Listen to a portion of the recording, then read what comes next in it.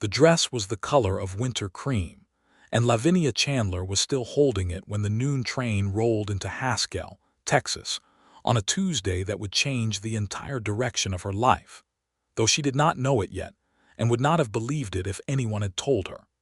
She had been standing on the depot platform for nearly 2 hours, and the late September sun of 1883 had burned her neck red above the collar of her morning gray day dress.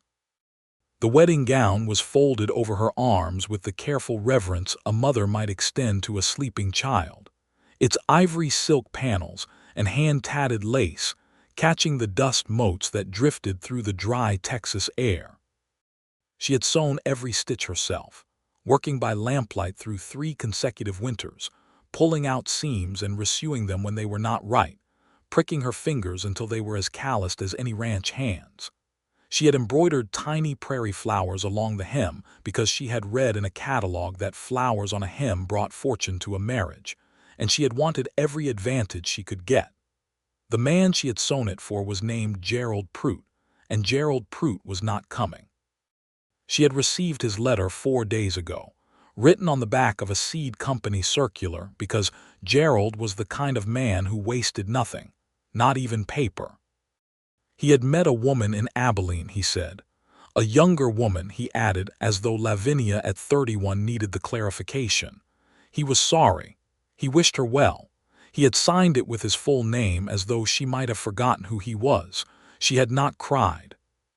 She had packed the dress into her good carpet bag, put on her hat, and walked the 3 miles from her small homestead to the depot because she had already written to Gerald to say she would meet him here, and she was not the kind of woman who failed to honor her word, even when the word was suddenly pointless.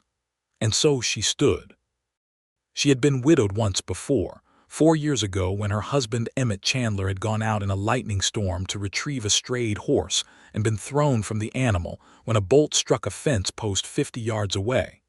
She knew what loss felt like. She knew how to stand inside it. What she did not know was that a man named Homer Redmond was watching her from the far end of the platform and had been watching her for most of those 2 hours.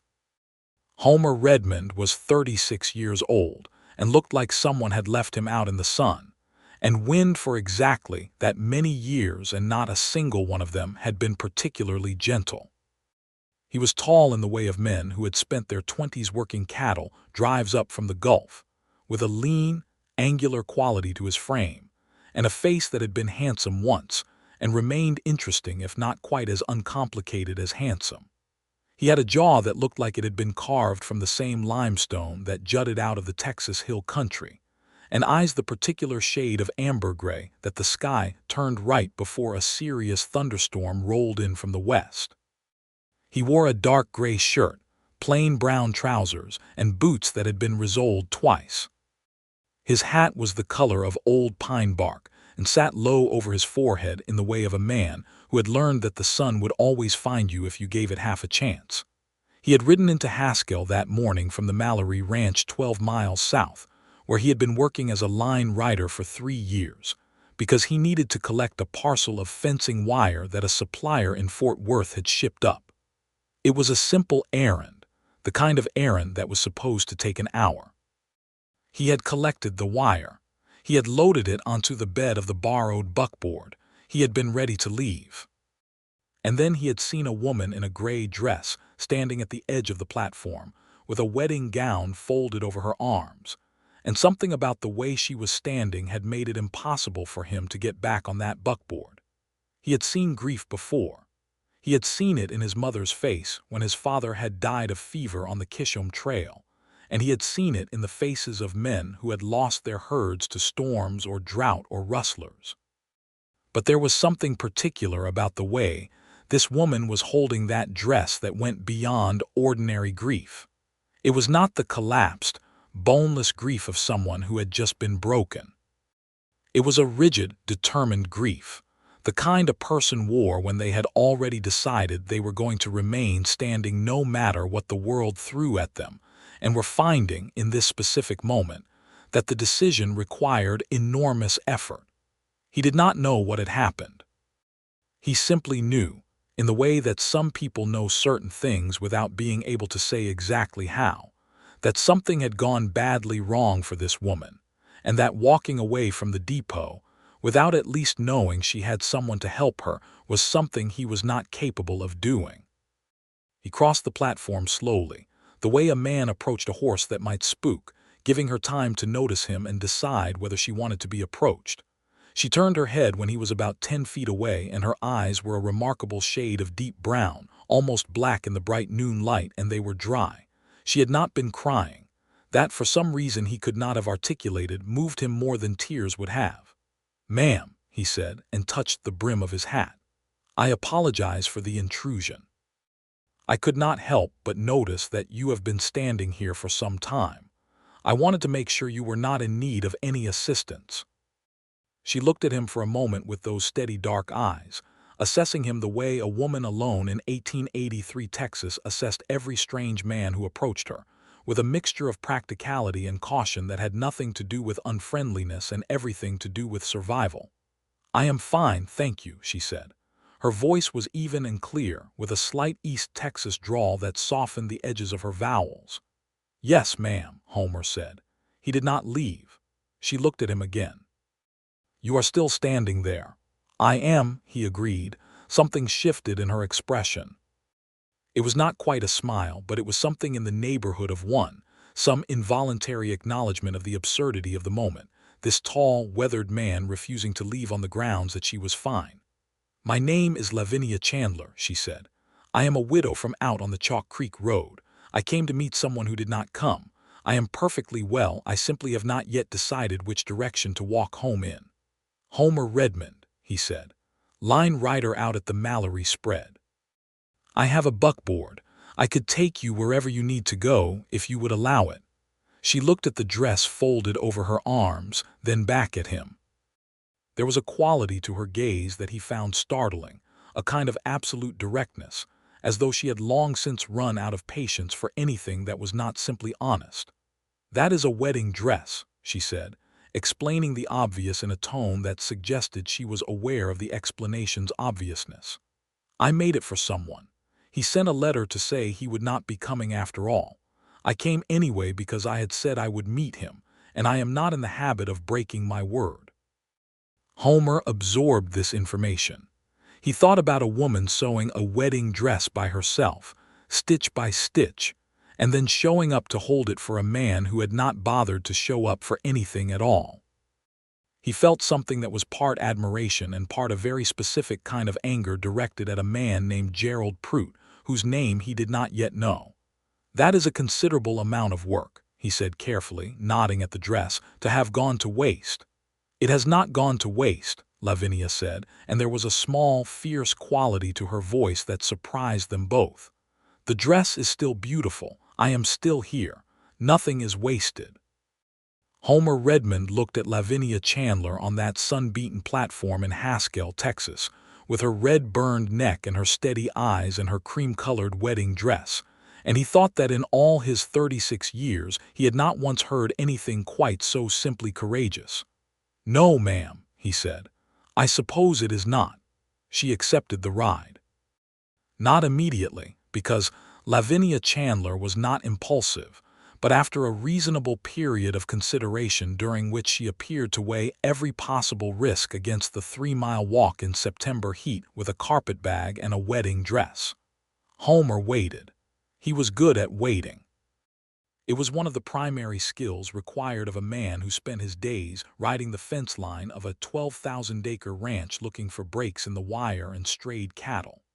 The buckboard was loaded with coils of fencing wire, which meant Lavinia had to sit very upright in the narrow space left on the bench seat, the carpetbag at her feet and the wedding dress across her lap, because there was nowhere else to put it.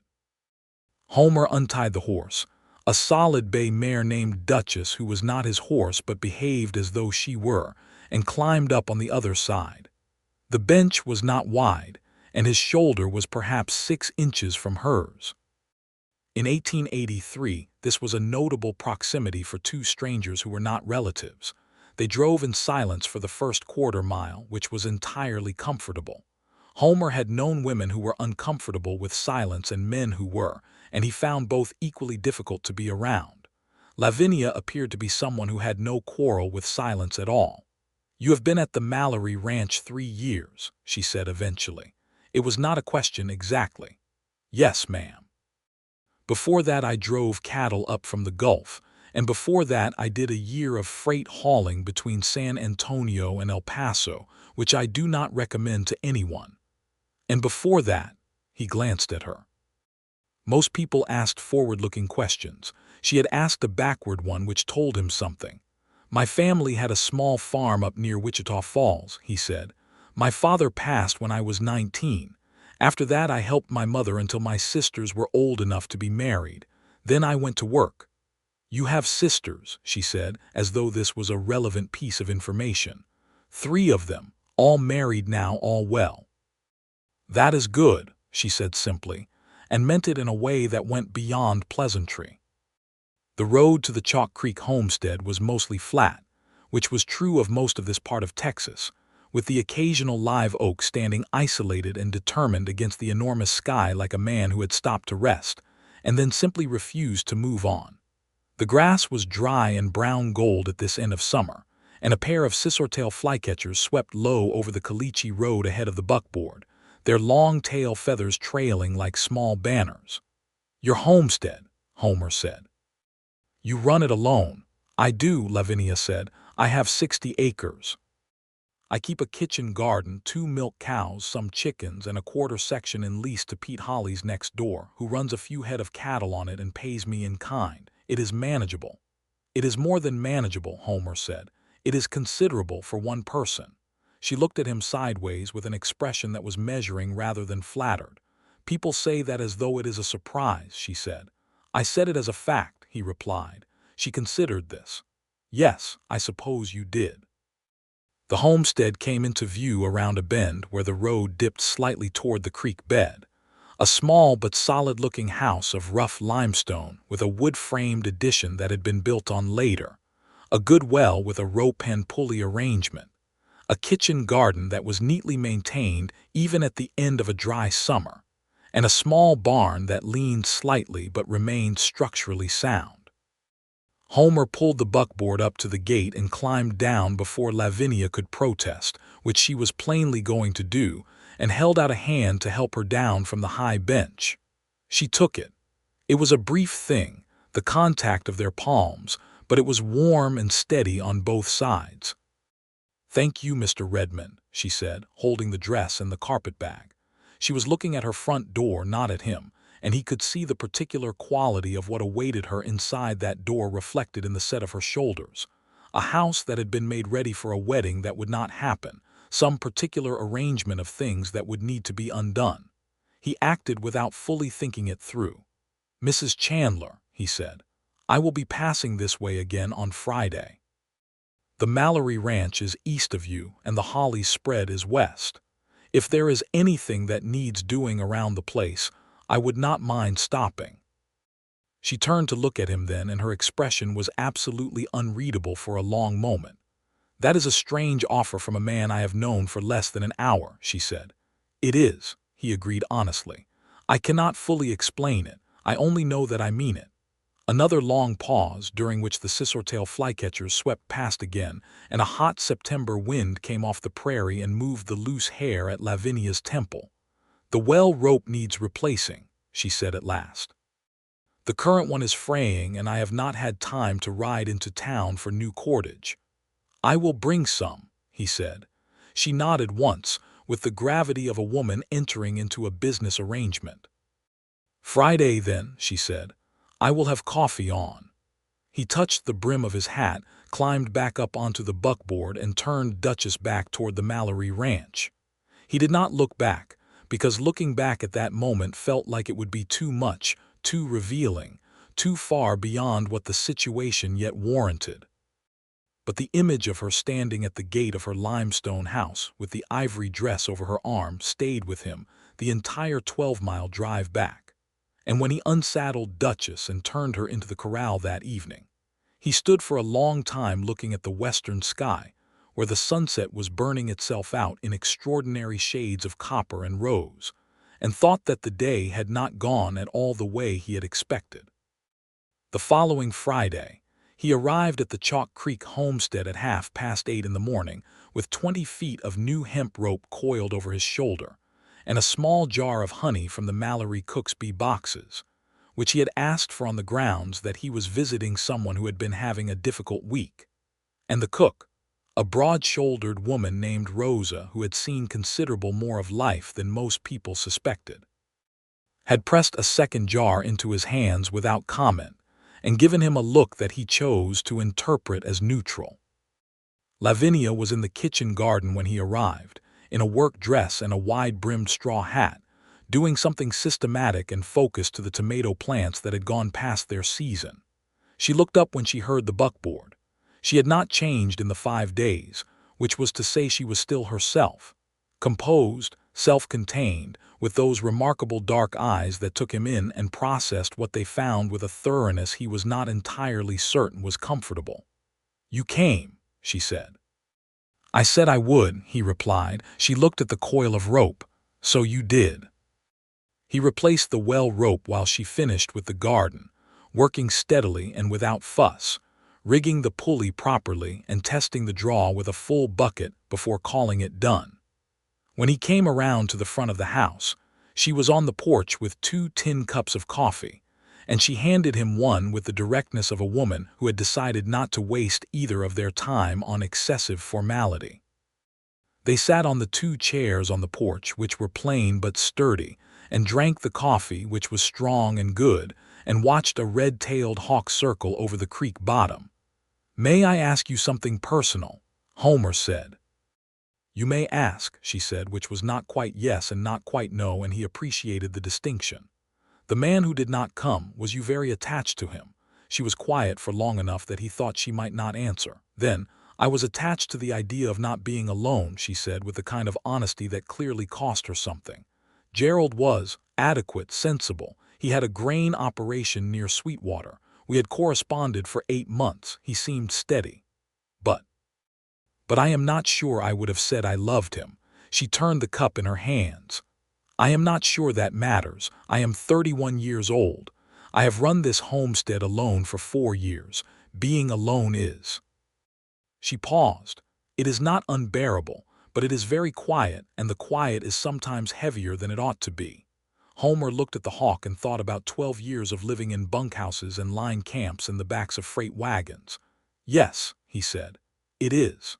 She looked at him then, and there was a quality of recognition in her expression, one person identifying in another the particular shape of a loneliness they shared. It was not a romantic moment exactly. It was something quieter and more substantial than romance, 2 people acknowledging the same truth. He came back the following Friday. The barn needed a new hinge on its main door. He had brought the hinge. Lavinia had made cornbread, which she gave him with molasses and butter, and they sat on the porch again afterward and talked about the drought conditions that had been bearing down on West Texas for 2 years now, and what it meant for people trying to hold their small operations together, and about the cattle business and the way the big ranches were pushing out the small homesteaders, and about a woman named Mrs. Aldrich who ran the dry goods store in Haskell and had recently extended credit to 6 families who were struggling, because she was that kind of person. Homer noticed that Lavinia talked about people with a particular attentiveness, not gossiping but genuinely interested, the way someone was when they had been paying close attention to the community around them for years. "You know everyone in Haskell," he said. "I have been here 7 years," she said. "You know people after 7 years. I have been at the Mallory place 3 years, and I know about 6 people by name." She gave him a look that was gently amused. "That is because you ride fence line by yourself. You need to go to church occasionally, Mr. Redmond." "I go to church," he said, slightly defensive. "Easter and Christmas do not count," he laughed, which surprised them both. He was not a man who laughed easily, not because he was humorless but because he spent most of his time alone and had gotten out of the habit. The laugh was a good sound, low and genuine, and Lavinia turned her face very slightly away from him and looked out at the prairie, and he thought maybe she was hiding a smile. He came back the third Friday, and the fourth.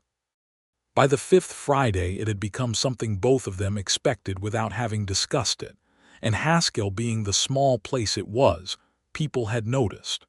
Rosa at the Mallory cookhouse said nothing, but handed him a pie to take when he left on Friday mornings. Bill Mallory, who was Homer's employer and a generally taciturn man with a gift for directness, said, as Homer was saddling up one Friday, "That widow woman on the Chalk Creek Road is a good woman. Her husband was a decent man. You treat her right or I will fire you." Homer said, "Yes, sir," and meant it on every level. Lavinia's nearest neighbor and friend was a woman named Clara Hollies, wife of the Pete Hollies who leased Lavinia's pasture land. Clara was 43, sharp-eyed and warm-hearted, with 4 children between the ages of 8 and 16, and opinions on everything that she expressed cheerfully and without apology. She arrived at Lavinia's gate one Saturday morning when Homer happened to be there repairing a stretch of fence that had come down in a windstorm, and she looked at Homer with frank appraisal and then at Lavinia and then back at Homer with an expression that contained a complete paragraph of thought. "You are the man from the Mallory Ranch," Clara said. "Yes, ma'am," Homer said. "Lavinia mentioned you." "Clara," Lavinia said, with a tone that meant stop right there. "She mentioned you twice," Clara continued, apparently immune. "That is significant for her." "Clara, I am just saying what is true." Clara turned back to Homer. "Are you a good man, Mr. Redmond?" Homer considered the question seriously, which Clara noted with approval. "I try to be," he said. "I cannot always speak to the success of it." Clara looked at Lavinia. "He tries to be, and he is honest about the trying. That is better than most." She handed Lavinia a basket of eggs and drove her wagon back home with the serene expression of a woman who had said what she came to say.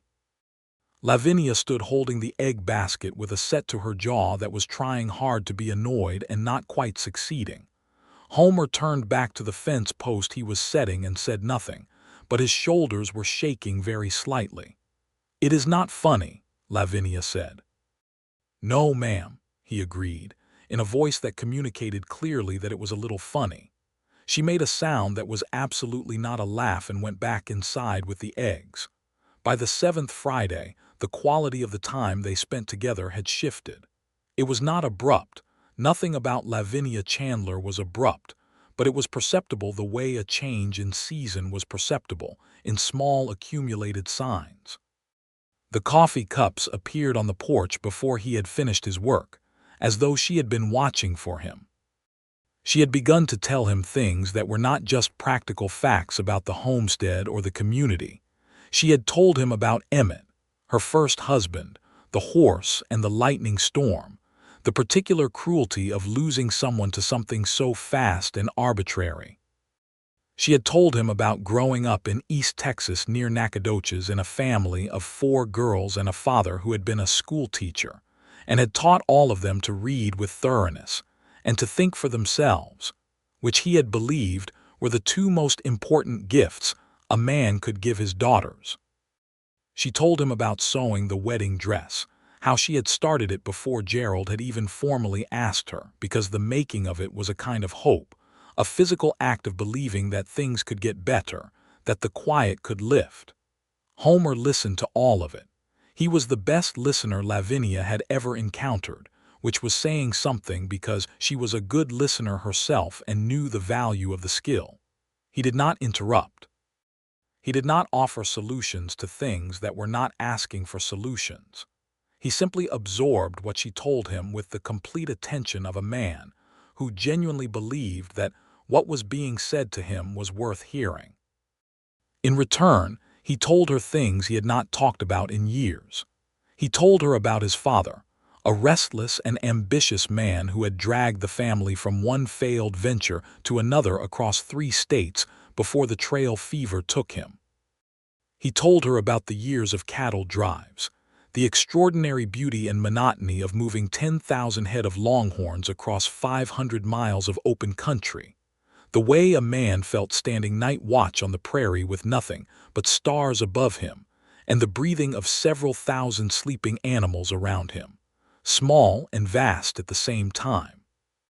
He told her that he had saved enough from 3 years at the Mallory Ranch to make a start on something of his own, that he had been looking at a piece of ground east of Haskell, near the double mountain fork of the Brazos, 80 acres with creek access and some existing structures, but that he had not yet moved on it because he was not certain what exactly he was building toward. This last thing he said looking at his coffee cup and not at her, and she looked at him looking at his coffee cup, and there was a pause in which a considerable number of things were understood without being said. "That sounds like a good piece of ground," she said carefully. "It is," he said, equally carefully. "I would want someone to see it before I made any decisions, someone with a practical eye." Another pause. A scissortail flycatcher, perhaps the same one from the first day, landed on the porch rail and regarded them with bright black eyes. "I have a practical eye," Lavinia said. "I know," Homer said. "I was hoping you might." The following Saturday, not a Friday but a Saturday, because Lavinia had said she wanted a full day to look at a piece of land properly rather than a few hours at the end of a working week, Homer drove her east in the buckboard along the river road. The October sky was brilliant and washed clean by a rain that had come through 2 nights before, and the scrub oak and mesquite had caught a little color, the golds and soft reds of a Texas autumn, which was a subtler thing than an eastern autumn but not less beautiful, only quieter about it. The land was everything Homer had said. The creek access was good. The existing structures, a one-room stone house and a solid framed barn, were in better condition than many, and the 80 acres had a quality of lying right in the landscape, of belonging where it was, that Lavinia recognized because her own homestead had it and she had learned to value it. She walked the fence line or the approximate perimeter of the property with the serious attention of a woman evaluating something important. Homer walked alongside her and did not try to sell her on it, only answered her questions, of which there were many and which were all practical: water table, soil depth along the creek bottom, condition of the road to town in wet weather, whether the existing deed had any disputed claims. "The deed is clear," he said. "I had Jim Parsons at the land office check it twice." She stood at the south edge of the property, looking back toward the stone house, with the afternoon light coming at an angle across the yellow grass. She was thinking very hard about something. He could tell by the line between her brows, but he did not try to guess what it was or hurry it along. Then she turned to face him directly, the way she did when she was about to say something important. "Homer," she said, which was the first time she had used his given name, and it landed in the air between them with a weight she clearly intended. "Yes," he said. "When you say you want a practical eye before you make decisions," she said slowly, "and when you say you are not sure what you are building toward, I need to know if you mean what I think you might mean, because I am not a woman who can afford to guess at meanings, and I have been very wrong about a man once already, and I would rather have an honest conversation that is embarrassing than a beautiful implication that turns out to be nothing." He was quiet for only a moment. "I mean that I find that everything I am planning in my mind when I look at this land involves you in it," he said. "I have known you for 7 weeks, and I am aware that is not a long time. I am aware that you have no reason to trust me and every reason to be cautious. I'm not asking you for anything today except to tell me if what I am saying is something you are willing to hear." The wind moved through the dry grass around them with a sound like very gentle applause. "I am willing to hear it," Lavinia said, and her voice was not quite steady, which was the first time he had ever heard it be anything other than steady, and he thought it was the most significant thing he had ever been told. He did not take her hand yet. It was not the moment for it. They both felt this. But they walked back to the buckboard side by side with a different quality between them than they had walked out with, something settled and acknowledged, and when he handed her up onto the seat, she kept his hand one breath longer than strictly necessary. On the drive home she said, Tell me about what you would do with the land, the 80 acres, if you had it. And he told her. He talked about running a modest cattle operation, nothing like the big ranches, 30 or 40 head to start, with good pasture management so the grass came back properly. He talked about planting a kitchen garden in the creek bottom where the soil was richest. He talked about the additions he would make to the stone house over time, another room when it was needed, a proper porch, a root cellar. He talked about it with a specificity that told her it was not a vague dream but something he had been building in his mind brick by brick for a long time, and she listened with her hands folded in her lap and her eyes on the road ahead. When he finished, she said, "I had embroidered tiny prairie flowers along the hem of the dress. I think about that sometimes. Whether the impulse to put something beautiful into something practical is foolish or not." "It is not foolish," he said immediately. "You did not think about it. I did not need to. Beauty in a practical thing is not an excess. It is what makes the practical thing worth having." She looked at him with those dark eyes. "You are a surprising man, Homer Redmond." "I am a simple man," he said. "I only say what I think. Simple men do not say things like that." He smiled, which was not a frequent occurrence but a genuine one. "Then perhaps I am the wrong kind of simple." She laughed, which was also not a frequent occurrence, a real laugh, warm and sudden, and it came out into the October air and disappeared into it like a bird. Homer heard it and felt something in his chest shift and settle into a place it had apparently been trying to find for a long time. November came in cold and dry, with a northwest wind that carried the smell of what might have been early snow far to the north. Homer had spoken to Bill Mallory about his intentions, both the land purchase and the personal matter, because Bill Mallory was his employer, and because Homer was the kind of man who believed in directness with people who deserved it. Bill had listened, asked 2 questions about the state of Homer's finances, determined that they were adequate, and said that he would give Homer a good reference with any lender, and that he would miss having a reliable line rider, but that a man's own land was a man's own land, and he would not stand in the way of it. Homer filed on the 80 acres in the second week of November. Jim Parsons at the land office shook his hand and said it was a fine piece of ground, which Homer already knew. That Saturday, Homer asked Clara Hollies if he might speak with her privately, because Lavinia had mentioned that Clara and her husband Pete were the closest thing to family she had in this part of Texas, and he felt that asking the people who were as good as her family was not only respectful but right. Clara sat down with him at her kitchen table with coffee, and a look of tremendous self-satisfaction that she was making almost no effort to conceal. "You are going to ask Lavinia to marry you," she said, before he had opened his mouth beyond the initial pleasantries. "Yes, ma'am," he said. "When?" "I had thought Christmas," he said. "We have known each other 3 months. I thought to give it time." "Christmas is right," Clara said, with the authority of someone who knew Lavinia Chandler well. "She is not a woman who would be swept off her feet. She would find it suspicious if you moved too fast. But she is also not a woman who would want to wait longer than necessary once she knows her mind, and she knows her mind."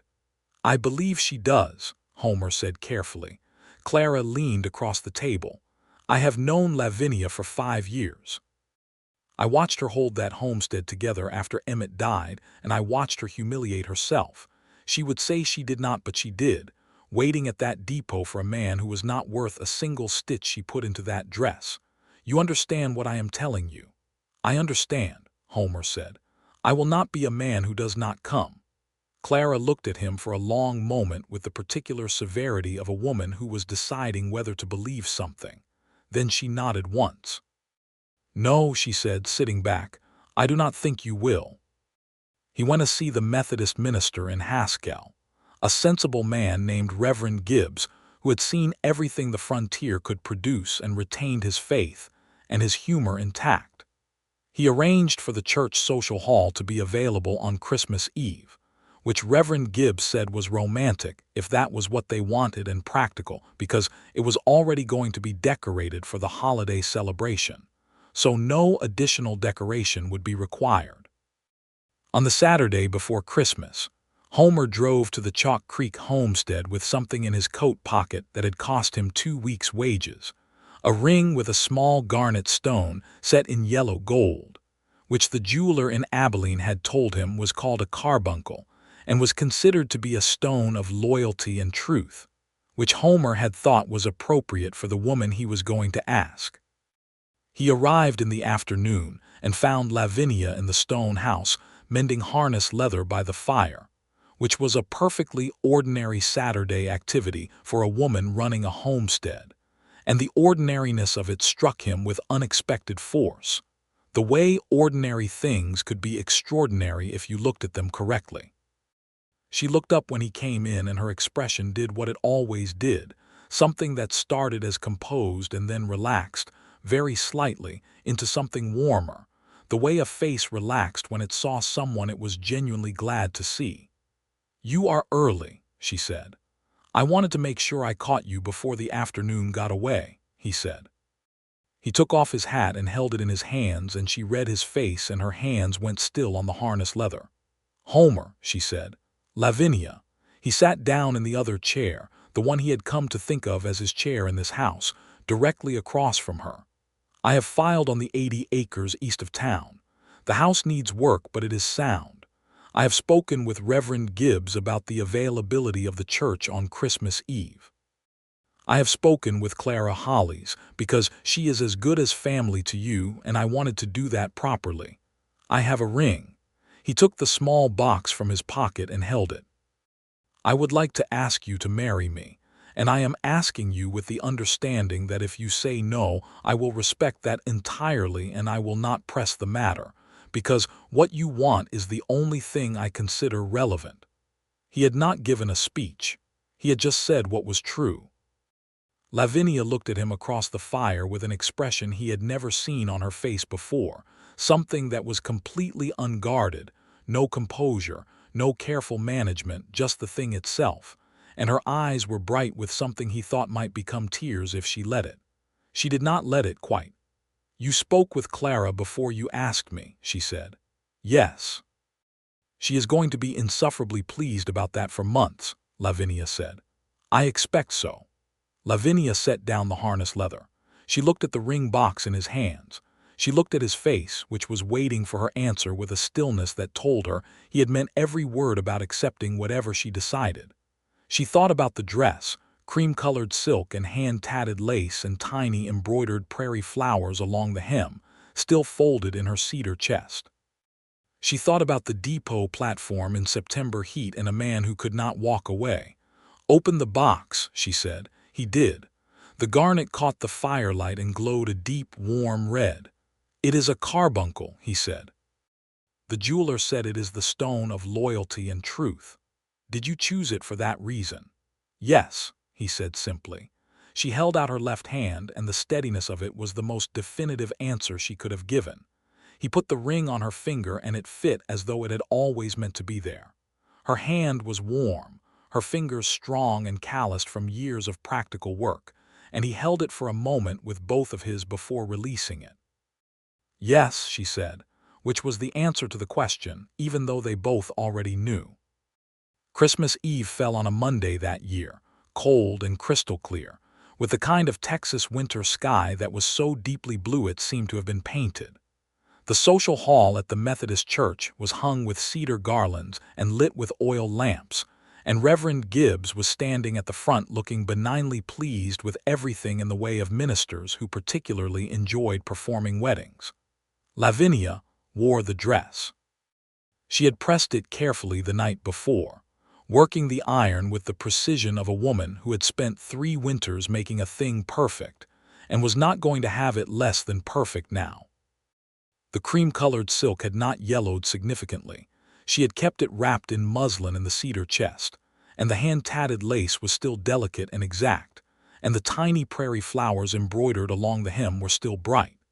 She had let down her dark hair and put it up again in a style that Clara had helped her with that morning, with a few loose pieces framing her face, and she had her mother's pearl earrings and the garnet ring.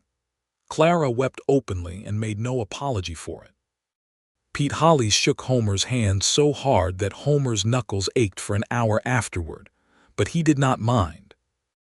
Bill Mallory had driven in from the ranch, which was a 12-mile round trip in winter cold that he had apparently made without a second thought, and Rosa the cook had come with him and brought a wedding cake that was 3 layers and impeccable, and looked at Homer with an expression that contained 4 months of knowing something before he did.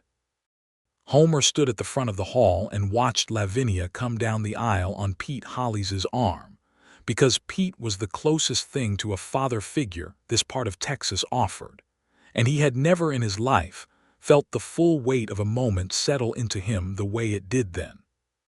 She was walking toward him in the dress she had made with her own hands, for hope, for possibility, for the belief that things could be better, and they were better, and she was walking toward him, and he thought that this was what the quiet had been waiting to lift for. Her eyes found his the moment she came through the door, and they stayed on his face the entire length of the aisle, completely steady and completely warm, and when Pete put her hand in his, he felt the warmth of it go straight through him. Reverend Gibbs spoke about commitment and about the particular character that it took to build a life in this country, and about how 2 people building together were more than twice what each was alone, which was not an original observation but was a true one. When he asked Homer if he took this woman, Homer said, "I do," with a quiet certainty that the whole room felt. When he asked Lavinia, she said, "I do," and then she said more quietly, meant just for Homer, "I really do," and Homer tightened his hand on hers. After the ceremony there was the wedding supper, which the ladies of the Methodist congregation had put together with the enthusiastic thoroughness that frontier women applied to every communal task. There was roasted beef and cornbread and sweet potato pie and Rosa's extraordinary 3-layer cake.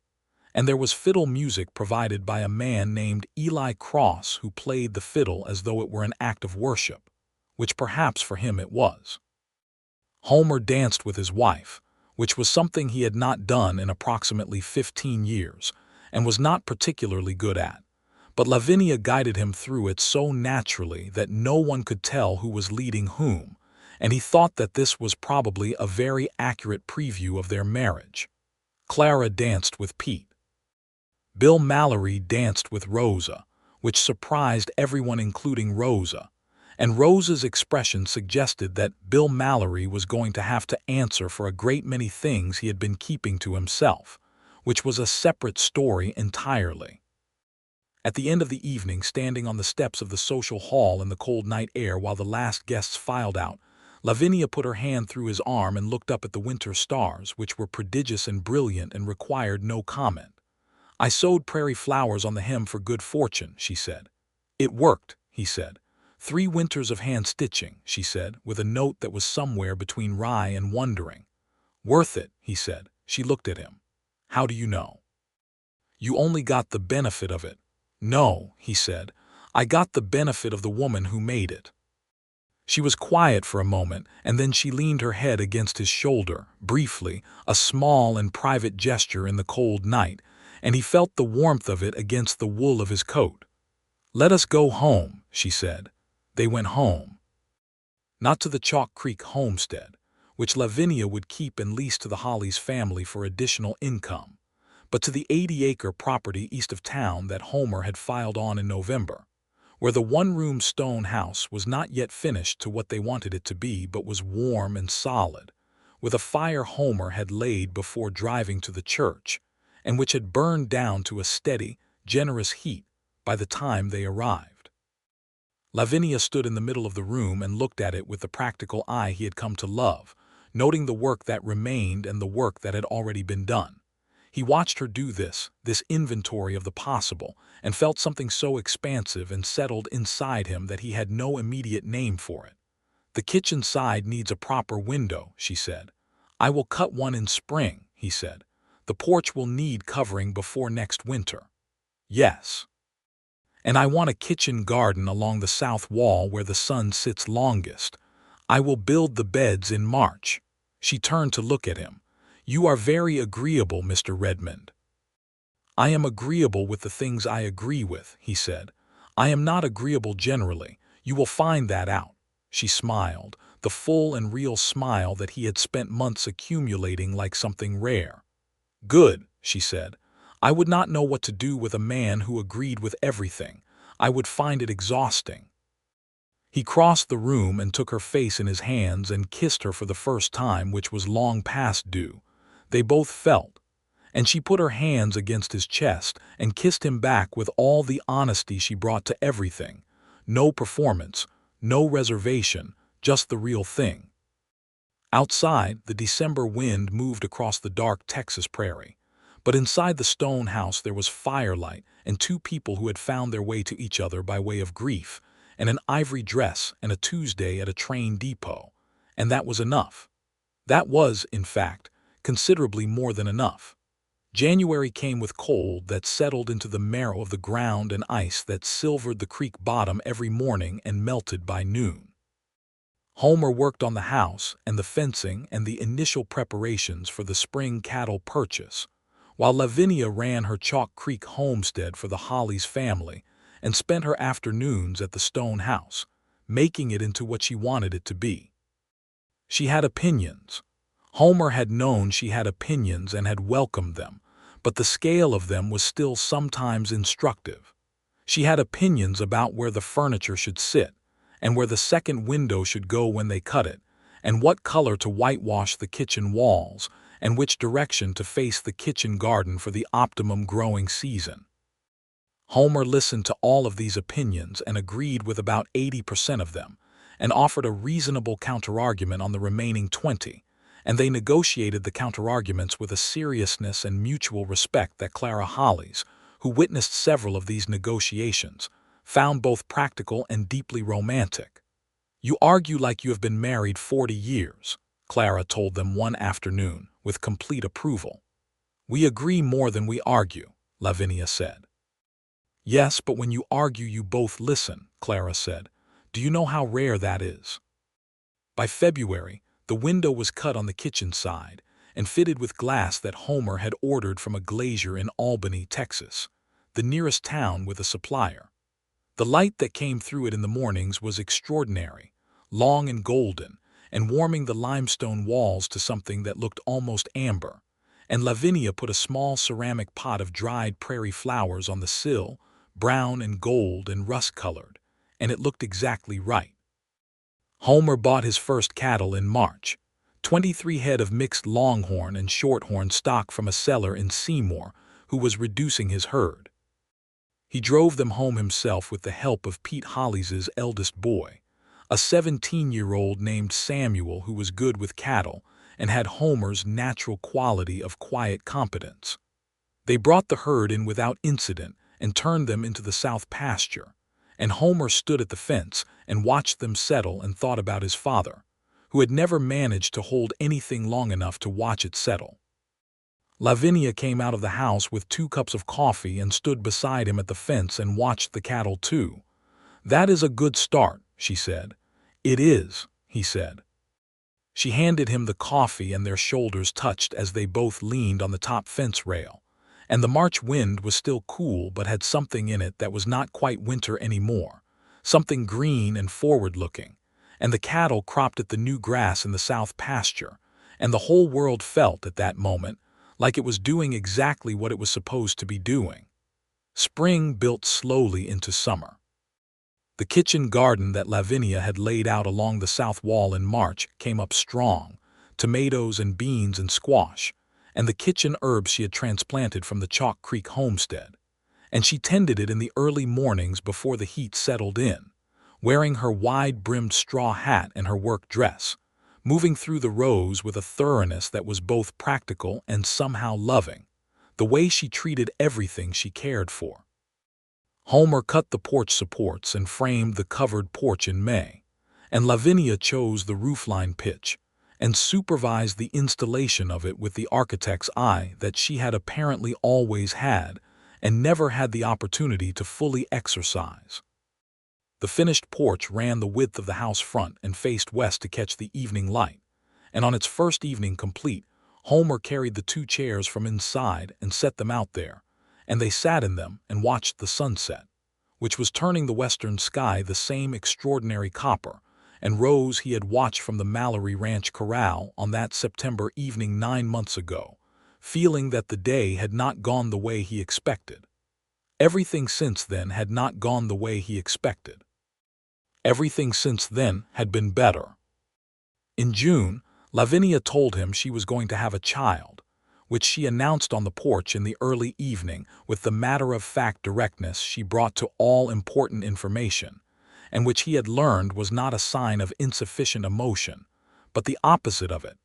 The way she handled the things that moved her most deeply was to say them plainly and truly, without decoration, because the things themselves were sufficient.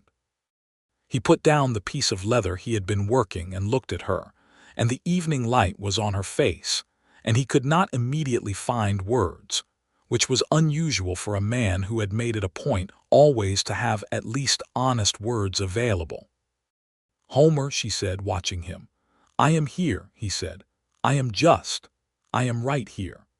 She smiled at him then, the full smile, and leaned across from her chair and put her hand over his, and he turned his hand over and held hers, and they sat like that as the copper and rose faded from the sky and the first stars came out over the prairie. He built the second room in July and August, working in the heat of the summer days with Samuel Holly's helping again, and a carpenter from town, named Dutch McKee, who had built half the houses in Haskell, and knew how limestone responded to weather and time. The second room was large enough, with good ceiling height and a window on the east wall to catch the morning light, and Dutch McKee said it was better work than most, and Homer accepted the compliment without false modesty because he had worked hard on it, and it was better work than most. Lavinia supervised the plaster interior with the same architectural authority she had brought to the porch, and whitewashed it herself in the cooler September mornings. And when it was done, she brought in the cedar chest from the Chalk Creek homestead and put it in the corner of the new room, and that room became the room where the next generation of the Redmond family would arrive. The summer had not been without its difficulties. The drought that had been squeezing West Texas for 2 years had not broken, and the grass in the south pasture came back thinner after the spring growth than Homer had wanted. He managed it carefully, rotating the cattle and leaving sections to recover, and supplemented with hay that he bought from a supplier in town at prices that hurt. He kept his herd at 23 head and did not expand too quickly, because he had seen enough men try to expand too quickly in bad conditions to know what happened to them. The injustice of the land situation in West Texas was something he and Lavinia discussed with clear eyes. The big ranches had political connections and railroad money, and could absorb the drought in ways that a small operation like theirs simply could not. A family 3 miles north of them, the Beckett family, had been forced to sell their homestead in July because they could not make their land payments, and the buyer was a land agent representing a cattle syndicate out of Fort Worth that was assembling large tracts across the county. Homer had helped the Becketts load their wagon when they left, and had watched them drive away with the helpless anger of a man who could see the mechanism of an injustice clearly, but had no instrument to stop it. He had told Lavinia about it that evening, and she had listened, and then said something that he had written into himself as a permanent truth. "We protect what we can reach. We speak the truth about the rest. Neither is nothing." He thought about this often in the months that followed, about what it meant to do the right things in the small circle you could actually control while being honest about the larger injustices you could not fix. He thought it was probably one of the most genuinely intelligent things anyone had ever said to him, and it was one of the many reasons he was grateful every day that he had been the kind of man who could not walk away from a depot platform. The child came in the first week of November, 1884, which was exactly 14 months after Homer had first seen Lavinia on that platform in September of the previous year. It came with the assistance of Clara Holly's and a doctor named Haverson, who had driven out from town in the dark at 3 in the morning without complaint, which Homer had resolved to repay in labor and material because money was still careful, and because that was how you repaid people in this part of the world. The child was a boy. He was large and healthy and furious about being born, which Homer took as a character trait of some promise. Lavinia held him with the same composure she brought to everything, completely steady and completely present, and looked at his face with an expression that Homer could only describe as recognition, the way she had looked at him the first few times he had said something that was genuinely true. They named him Emmett James Redmond. Emmett for Lavinia's first husband, because she was a woman who honored what had been and did not pretend the past was less than it was. James for Homer's father, because Homer understood what it meant to carry someone forward. The name was a full one, carrying history on both sides, which seemed appropriate for a child born on the edge of a new country. Clara Hollies cried again, which was becoming something of a pattern. The Christmas of 1884 was a very different thing from the Christmas of 1883. The house was complete, or complete enough, with its covered porch and its second room and its south wall kitchen garden put to bed for the winter. The cattle were doing well. Homer had sold 6 head in the fall at a fair price and reinvested the money in a small farming attachment for the new plow he had acquired. The leased Chalk Creek homestead was providing a steady supplemental income. The world, for Lavinia and Homer Redmond, was not easy. This was the frontier in the 1880s, and nothing about it was easy, but it was good. It was their own, and it was solid, and they had built it themselves. On Christmas Eve, exactly 1 year after their wedding, Homer sat on the covered porch in the winter evening with a sleeping Emmett against his chest, the small and warm and extraordinary weight of him, and Lavinia came out with coffee and settled into her chair beside him and pulled her shawl closer and looked at the stars coming out one by one over the dark prairie. "A year," she said. 14 months, he said, because he counted from September. She looked at him.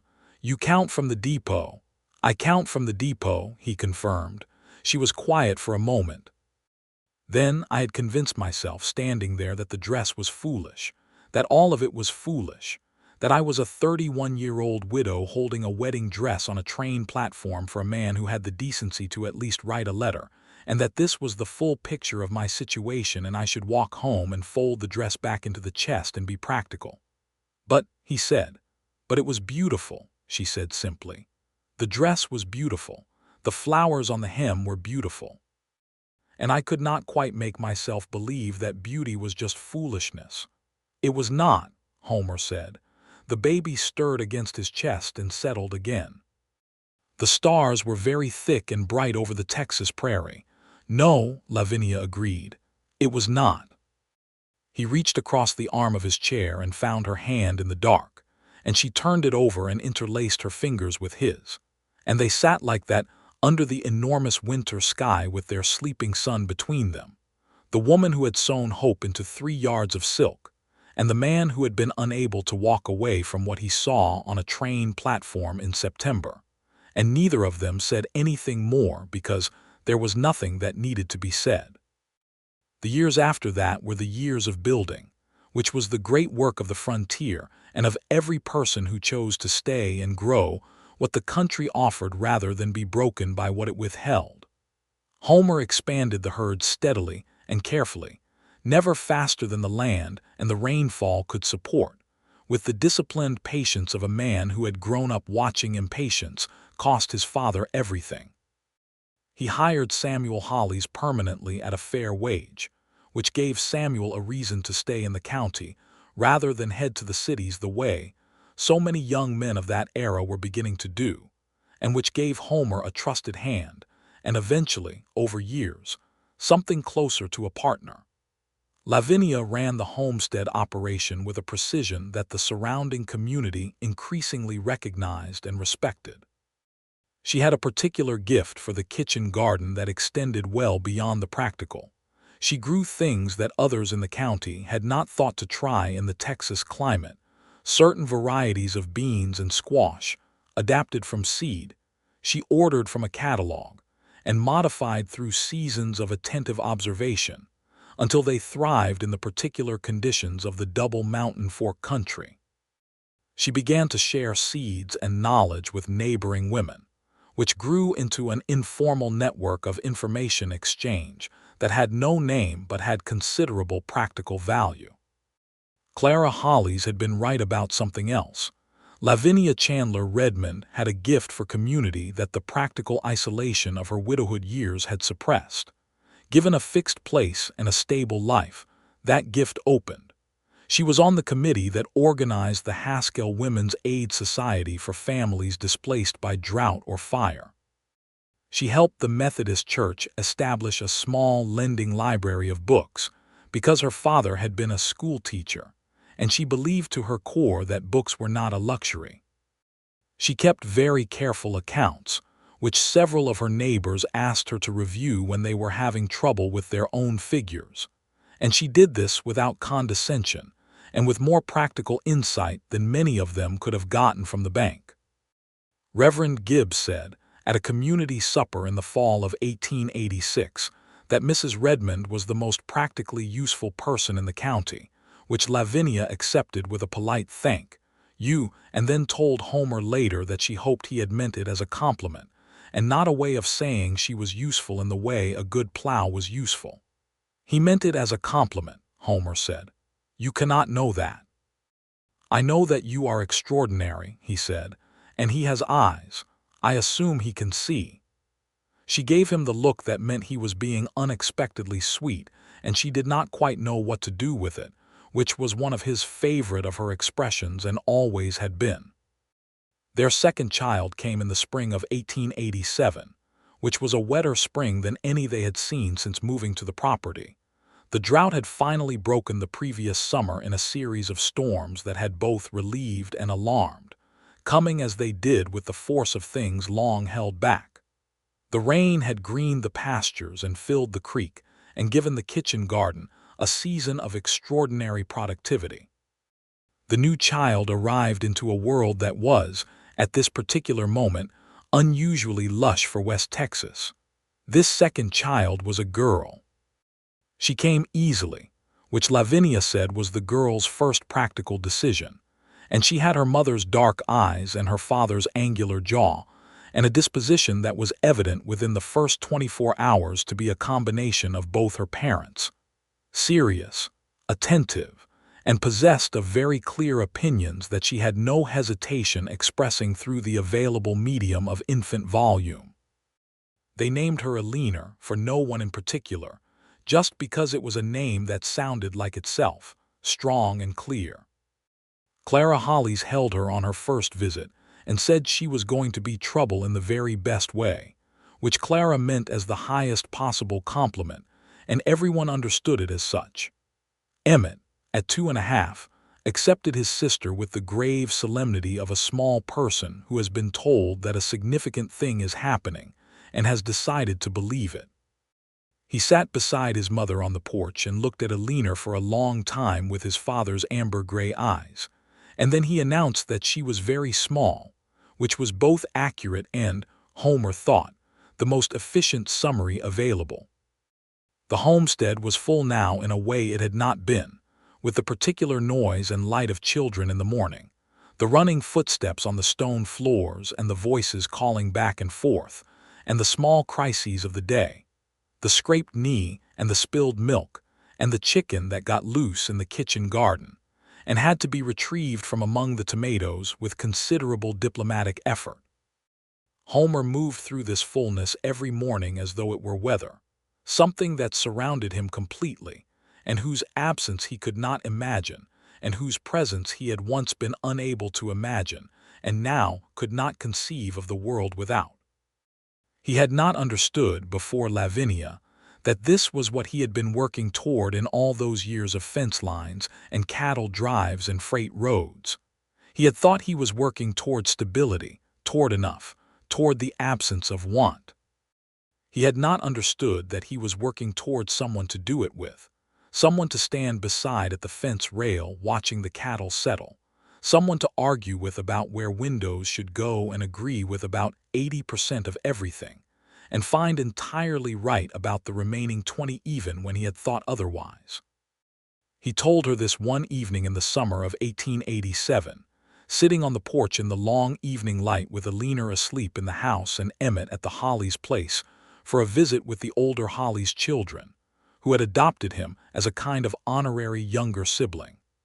It was the kind of telling that could only happen in the stillness of an evening when everything was well, and the world had stopped asking anything of you for a moment, just honesty in a quiet space. Lavinia listened to all of it with her hands folded in her lap, and then she was quiet for a long moment, looking out at the summer prairie where the grass was still green from the good winter and spring rains, and the sky was the deep particular blue of a Texas summer evening. "I think about the dress sometimes," she said. "Not sadly, just. I think about the fact that I made it for a man who was never quite real. He was an idea of what I needed more than a person I actually knew, and it ended up being exactly the right dress for a completely different story." Homer looked at her. The evening light was on her face, and she was 35 years old and more herself than she had been when he met her, the way people sometimes grew more into themselves as the years went on rather than less, and he thought she was the most completely real person he had ever known in his life. "It is a remarkable dress," he said. "It is," she agreed. "I am going to put the prairie flower pattern on Alina's first real dress," she added more practically. "When she is old enough for one that will not be immediately destroyed. The pattern is good." "It is good luck," Homer said. She turned to look at him with the expression that was between wry and warm, which was one of the many expressions he had catalogued over 4 years and treasured. "Are you superstitious about hem embroidery, Homer Redmond?" "I am a man who married a woman he found holding a dress on a depot platform," he said. "I have to conclude the dress had some hand in it." She laughed. The same laugh he had first heard in the October air from a buckboard driving past a piece of land neither of them knew yet would be their home, warm and sudden and real. It went out into the summer evening, and he felt it the same way he had felt it the first time, something shifting and settling into the right place. "The dress had nothing to do with it," she said when the laugh had finished. "What did then?" She looked at him steadily across the porch. "You could not walk away," she said. "That is what happened. You saw a situation and you could not walk away from it. That is who you are. That is why we are here." He thought about this. "You accepted the ride," he said. "That is who you are." She considered this. "Yes," she said, "I suppose it is." They were quiet for a while, in the comfortable way of people who had been quiet together for years and knew the value of it. A night jar called somewhere in the creek bottom, and the first stars came out over the prairie, and somewhere in the house Alina made a small sleeping sound and then was quiet again. "Homer," Lavinia said. "Yes. I am glad you could not walk away." "So am I," he said, and it was the truest thing he had said in a life that he had always tried to keep honest, and she knew it, and in the knowing of it both of them were completely home. In the fall of 1888, the Redmond property, which Homer had always thought of simply as the 80 acres, was worth more than twice what he had paid for it. The cattle herd had grown to 51 head. The house had a third room now, built off the back, and a proper root cellar, and Lavinia's kitchen garden along the south wall was the most productive quarter-acre in the county by general agreement. Samuel Hollies had become the foreman of the small operation, a title that Homer had offered and Samuel had accepted with the gravity it deserved. And Pete Hollies, watching his son become a man of competence and responsibility, had shaken Homer's hand at a Sunday supper and not said anything at all, which was Pete's way of saying everything. Emmett was 4 and learning to ride, which he approached with the seriousness of a child who understood that this was a real thing, and not a game, sitting straight-backed on the gentle mare Homer had selected for the purpose with an expression of complete concentration. Lavinia watched from the fence rail the first time he went around the corral without help, and her expression was a complicated and beautiful thing. The joy of it and the recognition that children moving forward was the proper direction, and the loss of a particular smallness that you did not get back, and would not wish to stop even if you could. Homer stood beside her at the rail, and she took his arm without looking at him, just found it and held it, and they watched their son go around the corral in the afternoon light. Eleanor was 1.5 and had reached the stage of locomotion that made her a small and cheerful hazard to herself and everything in her reach, which in a house and homestead was a great deal. She had her father's determination and her mother's precision and Clara Hollis's complete immunity to other people's suggestions about what she should or should not be doing, which was a combination that suggested she would be formidable at an age when most people were still learning to be anything at all. The Methodist Church, the previous winter, had finally formally established the lending library that Lavinia had been advocating and organizing since 1885, with 47 books donated from various sources, including a very generous contribution from Bill Mallory, who had apparently possessed a private library, the existence of which had surprised most of the community. The library was housed in a corner of the social hall and operated on the honor system, which in Haskell in 1888 worked remarkably well. Reverend Gibbs dedicated the library with a short and good sermon about the importance of stories, which Lavinia thought was the best sermon she had heard him give, and she told him so afterward with the direct sincerity he had come to expect from her, and which he found refreshing in a parish that contained a fair number of people who told him what they thought he wanted to hear. Homer had given the library 5 books from his own collection, which had surprised Lavinia because she had not known he had a collection. They were 3 books about land management and cattle husbandry, which she had expected he might have, and 2 novels that she had not expected, a copy of Dickens' Great Expectations and a battered copy of Les Miserables in translation, which was a book about justice and dignity and the long arc of what people deserved, and finding it in his collection told her something about him that she had already known but was glad to have confirmed. On their 5th wedding anniversary, Christmas Eve of 1888, Homer did something that he had been planning since the previous spring. He had arranged, through a contact in Abilene, to have a small pianoforte delivered to the house. He had made no mention of this to Lavinia, who knew nothing about it, and the delivery had required the cooperation of Clara Hollis and Samuel Hollis, and Dutch McKee the carpenter, who had reinforced the floor of the main room to support the weight the previous October on the pretext of fixing a board that needed attention, which Lavinia had accepted as true because the board in question had in fact been slightly loose, and she was a practical woman. The pianoforte arrived on December 23rd, while Lavinia was at the Hollis' place with the children for an afternoon visit. It was an upright instrument in good condition, deep walnut-stained wood with brass fittings, and moving it from the wagon into the house through the narrow door was a production that Dutch McKee supervised with profanity that was fortunately too quiet for the children to have heard even if they had been present. When Lavinia came home and walked through the door and saw it, she stopped. She stood in the doorway and looked at it for a long moment, and Homer could not read her expression at all, which was rare. Emmett came in around her legs and walked directly to it and hit 3 keys with experimental force. "Emmett," Homer said. "It sounds good," Emmett said empirically.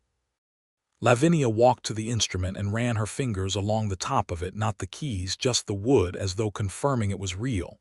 Then she turned to look at Homer. Her eyes were bright. "You play," he said. "You mentioned it once when you talked about your father's house in Nacogdoches. You said there was a piano in the schoolroom." "I played as a girl," she said. "I have not played in 15 years. "You can learn it again," he said. "It will come back."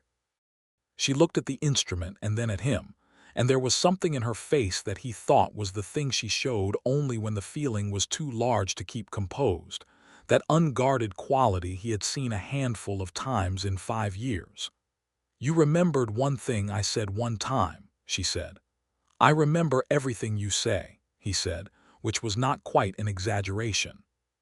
She sat down on the bench and put her hands on the keys, and after a moment she began to play something slow and simple, a hymn he recognized, hesitant at first and then finding itself, her fingers remembering what her mind had thought was forgotten.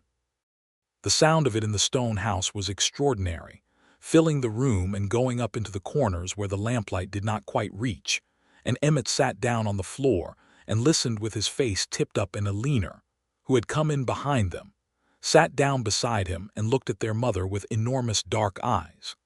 Lavinia played until the piece was done, and then she sat with her hands in her lap, and then she looked at Homer with the full, open expression that he valued beyond everything. "Thank you," she said. "Happy anniversary," he said. She stood up from the bench and crossed the room and kissed him in a way that made Emmett make a sound of theatrical disgust and Alina clap her hands, and Homer put his arms around his wife and held her in the lamplight of their house on Christmas Eve in 1888, 5 years from the day she had walked down a short aisle in a dress she had made herself, and he thought that the word enough did not cover it, that there was no word that quite covered it, and that this was entirely satisfactory. In the years that followed, the piano became one of the fixed stars of the Redmond household, a constant around which the family orbited. Lavinia's playing returned in full within 6 months and exceeded what it had been in her childhood, because she now played with the attention and depth of a woman rather than a girl, working through pieces by ear and by the sheet music she ordered from a catalog. She taught Emmett and Alina both, with the patient thoroughness of her father's teaching methods. Emmett tolerated lessons with stoicism and eventually developed a real competence and a genuine love for certain pieces that he would never entirely admit to in front of other boys. Alina took to it as naturally as her mother had, and played with a precision and feeling that made Lavinia put down whatever she was doing and listen when Alina practiced, which Alina noted and privately treasured. The community came to associate the Redmond homestead with music, the way communities come to associate certain places with certain qualities, and on summer evenings when the windows were open, the piano could be heard from the road, and people passing stopped sometimes to listen for a moment before moving on.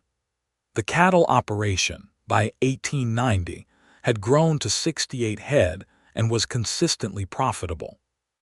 Homer had paid off the land completely in 1889, 1 year ahead of the schedule he had set for himself, and had marked the occasion by planting 3 post oak trees along the south fence line, because his mother had told him once that planting trees was the most honest declaration a man could make about his intention to stay somewhere, and he meant to stay. Samuel Hollies was now the recognized foreman of the Redmond operation in everything but paper, and Homer had begun to discuss with Lavinia the possibility of taking on a smaller partner stake, giving Samuel a formal share of the operation in recognition of the fact that it was substantially what it was because of his work and loyalty. Lavinia had reviewed the accounts with her careful eye, and said that it was financially sound and furthermore the right thing to do, and that Samuel was the kind of person the land needed to keep, and that in her view decency and practicality very often pointed in the same direction. Homer had formalized the arrangement in the spring of 1890, which made Samuel Hollies a quarter stakeholder in what they now began to call the Redmond Hollies operation, a name that Clara received with the uncontrolled delight of a woman whose long-held hopes were being confirmed one after another. Pete Hollies shook Homer's hand again at a Sunday supper, and again said nothing, and again communicated everything. Emmett turned 6 in November of 1890, and on his birthday Homer took him out to look at the post oak trees along the south fence line, which were small still but visibly established, taking hold in the limestone soil with the particular determination of trees that have decided where they intend to be. "I planted those the year before you started walking," Homer said. "They will be taller than me by the time you are grown." Emmett looked at the small trees with his father's serious quality of attention. "Why did you plant them?" "Because a man who plants trees is telling the land something," Homer said. "What is he telling it?" Homer looked at his son, this 6-year-old with his father's eyes and his mother's precision, standing in the afternoon light on the land they had built together. "That he means to stay," he said. "That this is where he belongs. That whatever comes next, this is the place where it will happen." Emmett thought about this with the thoroughness of a child who was going to be the kind of adult who thought things through. Then he said, "I want to plant a tree too." "When you are ready," Homer said, "you can plant one anywhere you want on this land." Emmett nodded with complete seriousness, accepting this as the promise it was. They walked back to the house in the late afternoon, the man and his small son, across the yellow-gold grass of the Texas November, with the sky wide and blue above them, and the smoke from Lavinia's kitchen fire rising straight up in the still air, and the sound of piano music coming from within the house, clear and certain, the way home sounded when you had built it right. Lavinia was at the piano playing something of her own composition, which she had begun to do in the previous year. Simple pieces built from the things she heard in the world around her. The mockingbird that lived in the post oak by the gate, and the sound of the creek after rain, and the particular quality of the wind across the prairie in the fall. Homer came in and stood in the doorway listening, and she looked up and smiled at him without stopping. And Alina was in the corner with a book and looked up too, and gave her father the serious nod that was her version of her mother's smile. Homer took off his hat and hung it on the peg and came in and sat down in his chair by the fire, and Lavinia played, and Alina read, and outside the winter was settling in around the stone house with its covered porch and its kitchen garden and its 3 post oak trees on the south fence line, and the land that Homer Redmond had filed on and paid off and planted trees on was quiet, and his own and full of everything worth having. The dress was still in the cedar chest. Lavinia had folded it back carefully after the wedding and kept it there, and it had remained, periodically aired and re-wrapped in muslin, through all the years since. She took it out sometimes, not often, and looked at it, and then she put it away again, and the putting away was not a sad thing. It was the right thing. Some things were meant to be kept, not because they were still needed, but because they were the evidence of what had been hoped and what had happened, the record of the distance traveled. Alina would inherit it eventually, which Lavinia had decided some years back and mentioned to Homer, who had thought it was entirely right.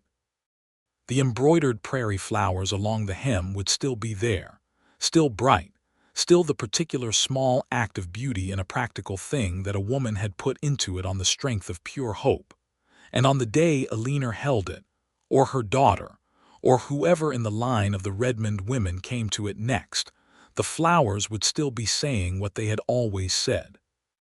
That the hope was not foolish, that the beauty was not wasted, that the woman who had made a thing like this with her own hands and carried it to a train depot for a man who never came and been found there still holding it by a man who could not walk away, had been right all along, about everything.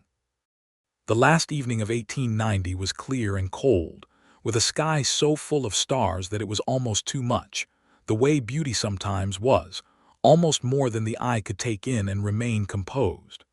Homer and Lavinia sat on the covered porch in their chairs with wool blankets across their laps, the children long since asleep inside, and watched the year end over the Texas prairie. The cattle were settled in the south pasture. The kitchen garden was put to bed under its winter mulch. The 3 post oak trees stood along the south fence line, small but committed. The stone house behind them was warm with the last of the evening fire.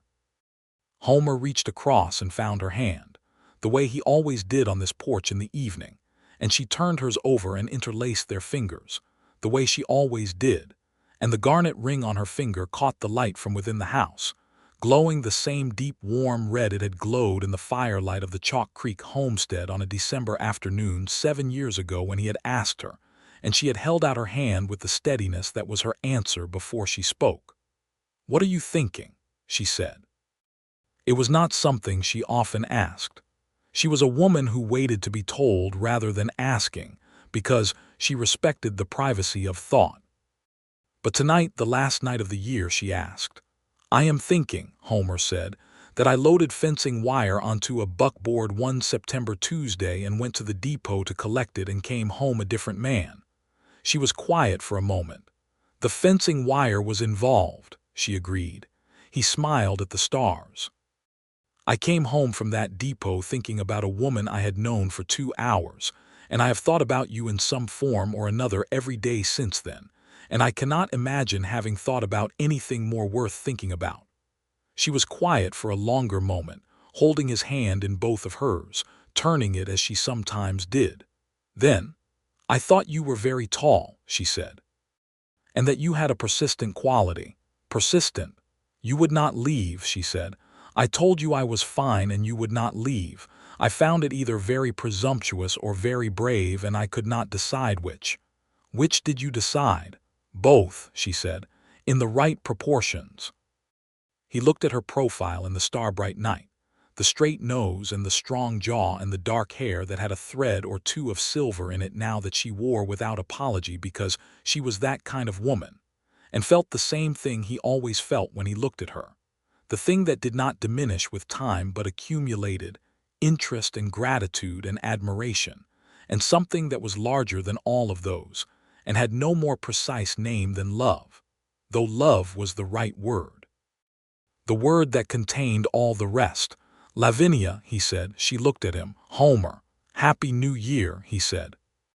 She leaned across from her chair and kissed him, brief and warm and real, and the year turned over quietly beneath the Texas stars, and the post oak trees stood on the south fence line, and the stone house was full of the soft breathing of their children, and the ivory dress with the prairie flowers along the hem lay folded in its cedar chest, the evidence of what hope could do when a man who could not walk away found a woman still holding it, and did not.